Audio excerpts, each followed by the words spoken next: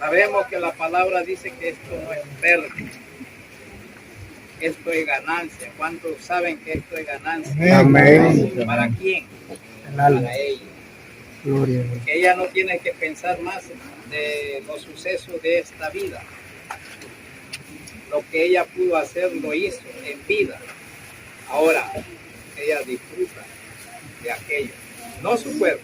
Su cuerpo vamos a dejarla por cumplimiento de la palabra en este lugar.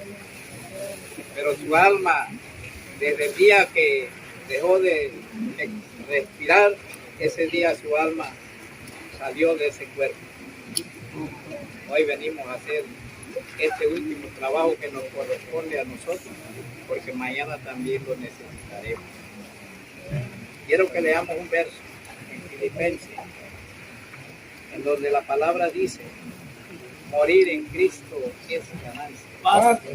Porque para mí el vivir es Cristo y el morir es ganancia. Paz. El vivir porque nosotros en vida en el Evangelio trabajamos para el Señor. Llevar el mensaje, consolar a un hermano, a una hermana, el afligido, el necesitado. Todo eso es un trabajo que hacemos en vida por el conocimiento de la palabra de Dios. La palabra sigue diciendo, el morir es ganancia. ¿Por qué ganancia? Porque ya de aquí nada podemos hacer ya cuando estamos en una casa. De esto damos gracias al Señor por todo lo que estamos aquí reunidos. Esto es para que cada uno medite y reciba de los conocimientos que ella impartió estando en vida. Yo sé que le predicó el Evangelio a toda su familia, a todos sus hijos. Algunas veces, como decíamos anoche, nosotros decimos, ¿por qué Dios hace eso? Dios sabe lo que hace. Muchas veces estamos juntos, pero no todos pensamos lo mismo. Algunos pensamos en el mundo, algunos pensamos vanidades, pero ahorita nadie está pensando en vanidad. Ahorita todos tenemos una sola mentalidad pensando este acontecimiento y que mañana puede ser para nosotros.